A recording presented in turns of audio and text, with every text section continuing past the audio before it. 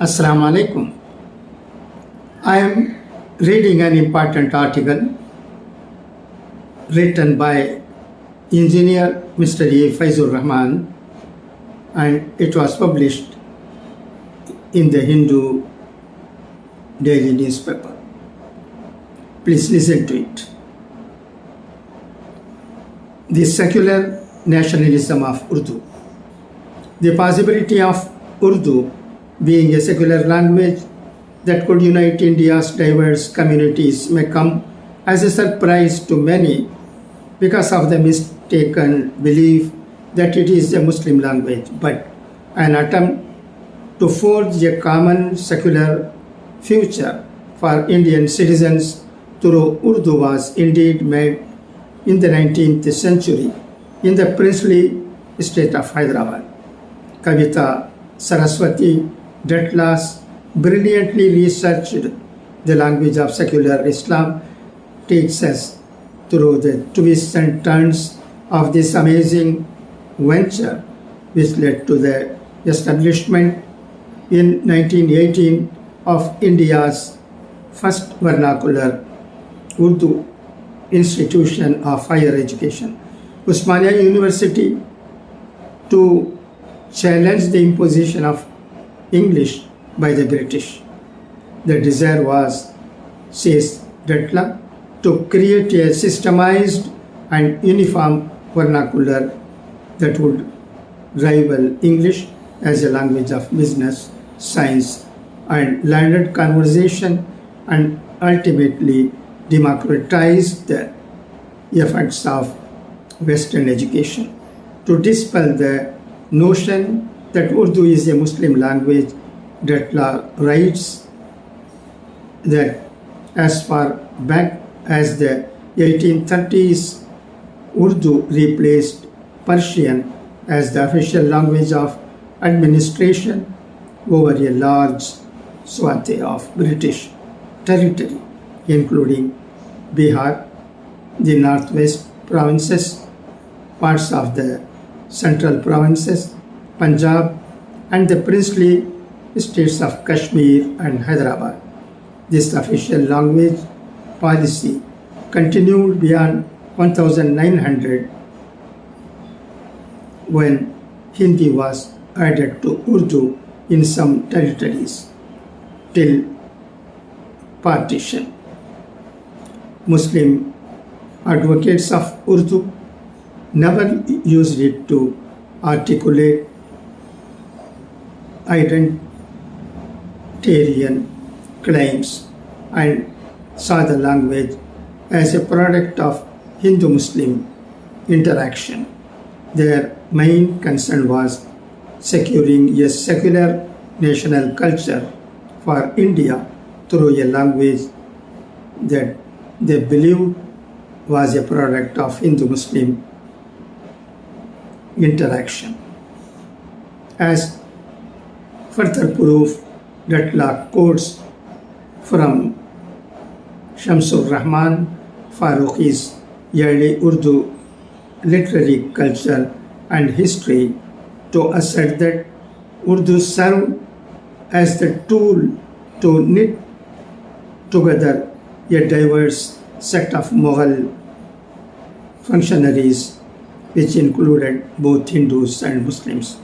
According to Farooqi, the word Urdu came about from the phrase Zabane Urdu-e Mualla e Shah Jahanabad, the language of the exalted city court of Shah Jahanabad, that is Delhi, which soon got shortened to Zabane Urdu-e Mualla, then to Zabane Urdu, and finally to Urdu.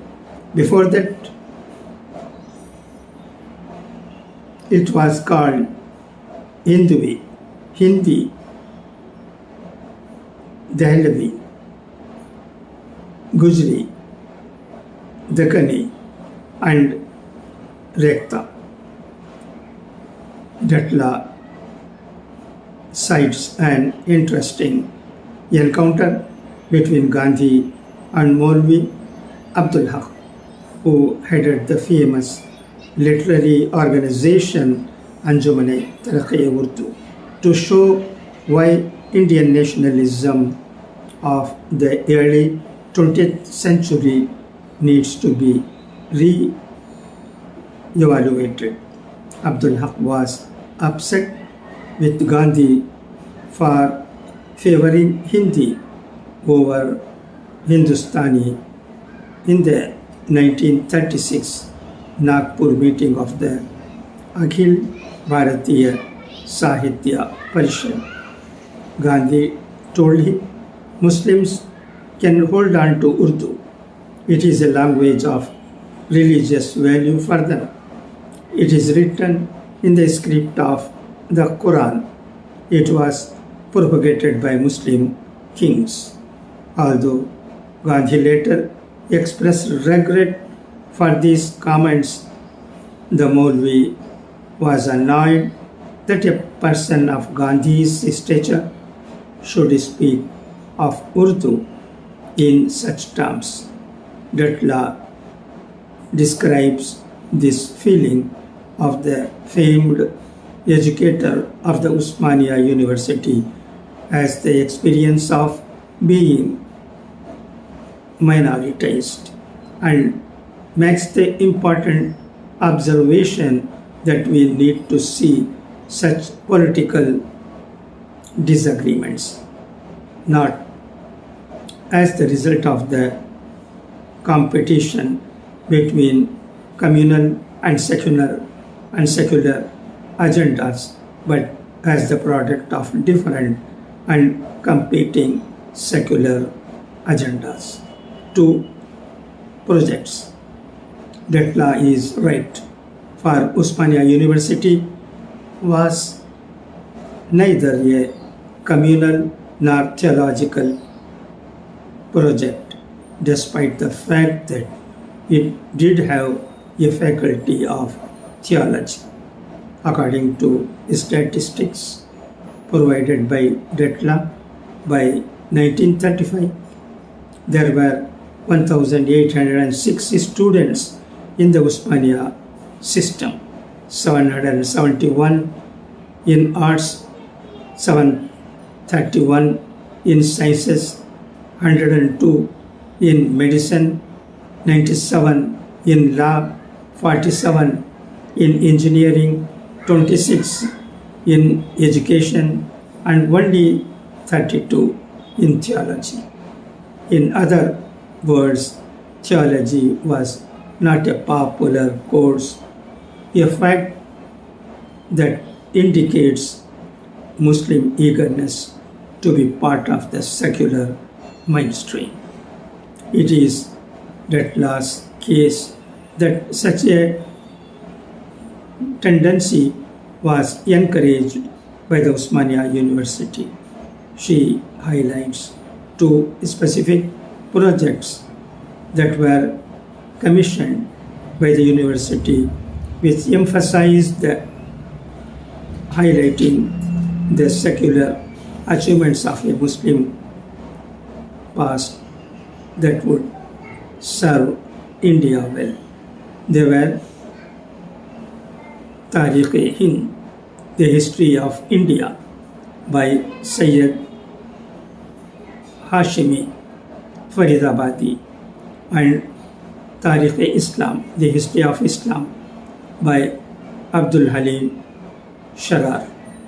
These two historians, writes Datla, claim space for Muslims within national and global narratives by asserting the importance of Muslims to the larger themes and imperatives of history and development. What Sharar and Faridabadi hoped ultimately to demonstrate was the compatibility of national and Islamic goals. The book also contains an extensive discussion on student politics in Usmania University, particularly the controversy surrounding the singing of Vande Mataram. She refuses to accept that this imbroglio was part of the freedom struggle in Hyderabad or proof of anti-Hindu policies of the Nizam.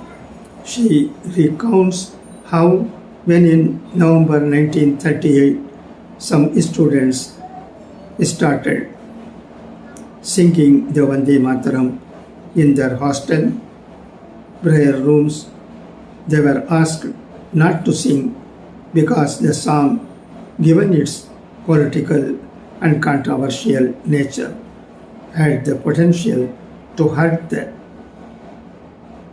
feelings of non-Hindus. Not surprisingly, this was sought to be exploited by the Hyderabad State Congress and the Hindu Mahasabha. This, despite the fact that the striking students did not define their agitation in communal terms. Datla cites a report from the Hindu of June 3, 1939, which quotes the expelled students expressing their allegiance to Hyderabad, their university, and their commitment to communal harmony without abandoning the Vande Mataram cause. Their demand to sing Vande Mataram was rejected by the government on the grounds that a song of comparatively recent origin could not be considered a part of the ancient Hindu religion. In other words, as Datla points out, it was not a blanket opposition to Hinduism, but a case of what kind of Hinduism would be permitted on Usmania University campus.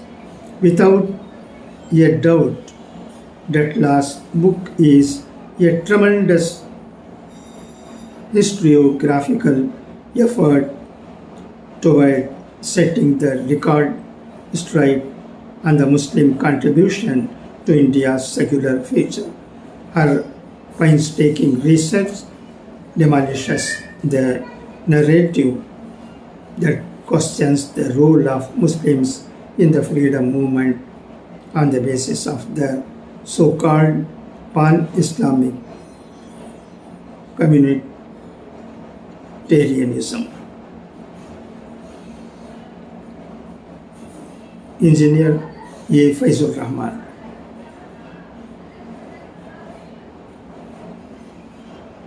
Thank you for your listening.